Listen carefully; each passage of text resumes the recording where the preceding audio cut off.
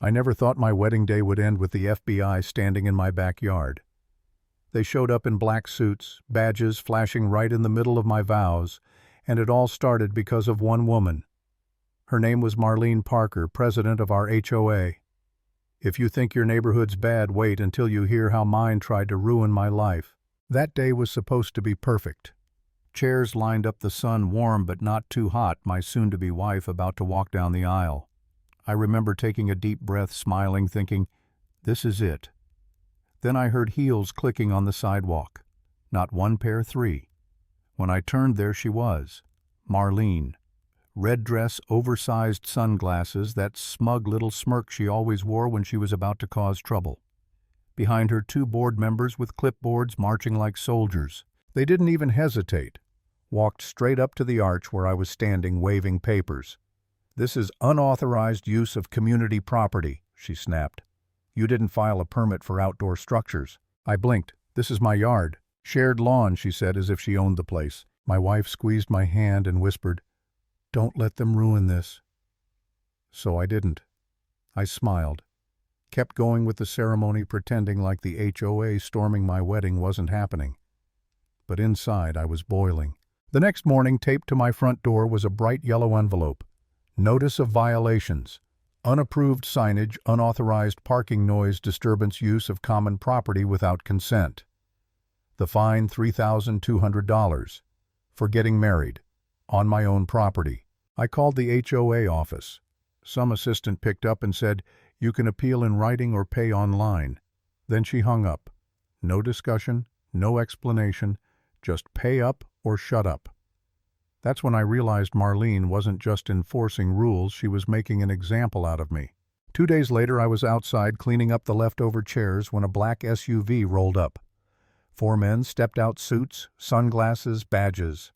We need to speak with you about unauthorized use of government property, one said. I actually laughed. Excuse me. He showed me a folder inside a report.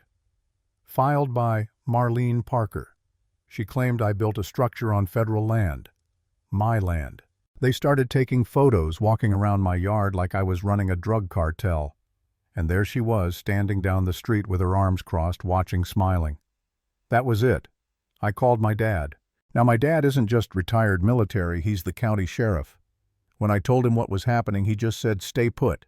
I'm on my way. 15 minutes later, 2 squad cars pulled up. My dad stepped out in full uniform, badge gleaming. The agents looked nervous. He walked right up to them. What's the issue here? They explained the report. Dad listened, then asked who filed it. They pointed. Marlene raised her chin like she was proud. Dad said, calm but cold. You realize filing a false federal report is a crime, right? Her smirk twitched. We have rules in this neighborhood. Dad shook his head. No, ma'am. You have rules. That doesn't give you the right to weaponize federal resources against homeowners. Then he showed them the property deed. They had nothing. The agents left. Marlene glared at me and hissed, this isn't over. She was right, it wasn't. Over the next week, I started getting more letters. Fines stacked higher and higher, $4,500 for improper landscaping, $2,100 for parking obstruction. Every day another envelope. She was burying me in paper. So I went to the HOA office myself, demanded to see the board minutes. At first they refused, but legally they had to show me. When they did, my stomach turned.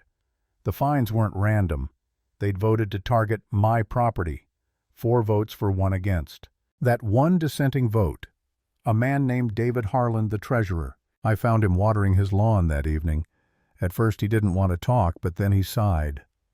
They're abusing the system, he said quietly. It's not just you. Marlene's been doing this for years. You embarrassed her at your wedding, that's why she's after you. He showed me notes, missing funds, fake repair invoices, projects that never happened. It wasn't just harassment, it was corruption. That night I sat alone on my porch staring at the pile of violation letters. I actually asked myself, is it worth it? Maybe I should just move. I'd already spent thousands on fines, legal fees, stress. For what? Pride. But then I thought of my dad standing up to those agents, my wife's hand in mine during the ceremony, the way Marlene smirked when she thought she'd won. and I realized something: if I gave up, she'd just move on to the next target. So I decided to fight back. I printed copies of every letter, every fine, took photos of that SUV, walked door to door explaining what happened. Most neighbors didn't want to get involved until I showed them the paperwork. Then the stories started pouring out. One man fined $600 for leaving Halloween decorations up till November 2nd. A woman charged $200 for a barking dog; she didn't even own one. A retired veteran told to take down his American flag because it was too large. That's when I knew it wasn't about rules. It was about power. So I threw a neighborhood cookout. No speeches, no agenda, just burgers and soda. But word spread and people started talking, sharing stories, realizing they weren't alone. Apparently that scared Marlene, because the next morning my driveway was blocked by 2 huge orange barricades. A sign read, "Driveway closed pending safety inspection." Scheduled 3 weeks out. 3 weeks with no driveway. I knew what she was doing, trying to humiliate me. But instead of hiding, I grabbed a chair, sat right on my porch, and waved at every car that passed. When they slowed down, I told them exactly who ordered those barricades.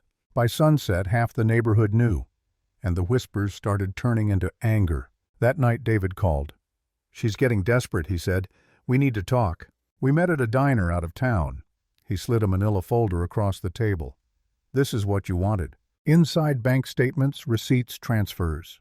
Thousands of dollars labeled as landscaping improvements. Contractors that didn't exist. Payments sent to P.O. boxes. And one massive transfer to Marlene's personal account. I whistled. "This is enough to bury her." David leaned forward. "You don't get it. She won't go quietly. She'll make you look like the criminal before anyone believes you." He was right. The very next day I got a new notice under investigation for illegal surveillance. Apparently my security cameras violated privacy guidelines. I laughed when I read it, but David didn't. "She's building a narrative," he said. "One violation at a time until you're the problem."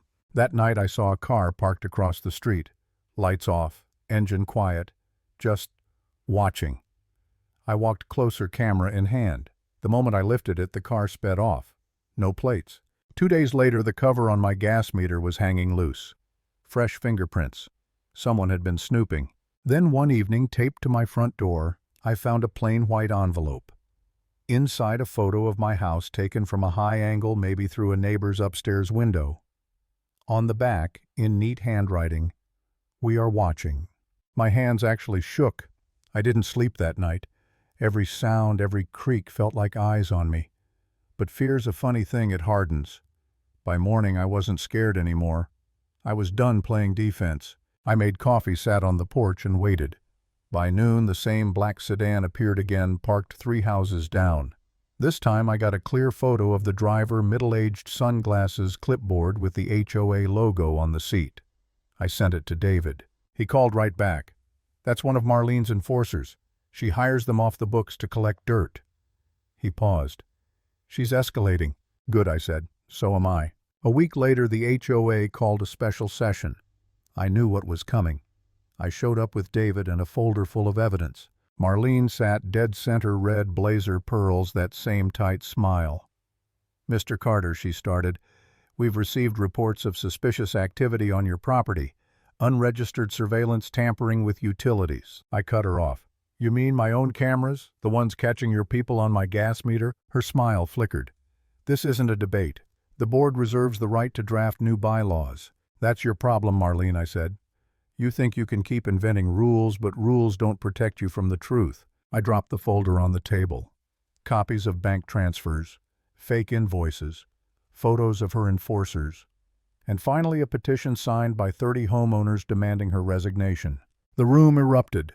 People stood shouting, waving their letters in the air. "You fined me for a mailbox. You told me my kid's bike was a violation." The energy shifted like a storm. Marlene slammed her gavel. "This meeting is adjourned," but no one moved. David stepped forward, voice steady. "These aren't violations, Marlene. This is theft. You stole from all of us." She looked pale now, fingers clenching her pen.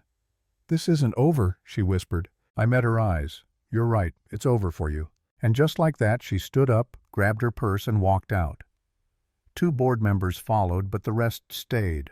The room buzzed with something new: relief. I walked out into the cool night, the sound of neighbors still arguing behind me, but for once not against me. That's where I stopped the fight. No celebrations, no revenge speech, just silence and a deep breath that felt like freedom. Because in the end, this whole mess taught me something simple. When people like Marlene try to use power to scare you, the worst thing you can do is stay silent.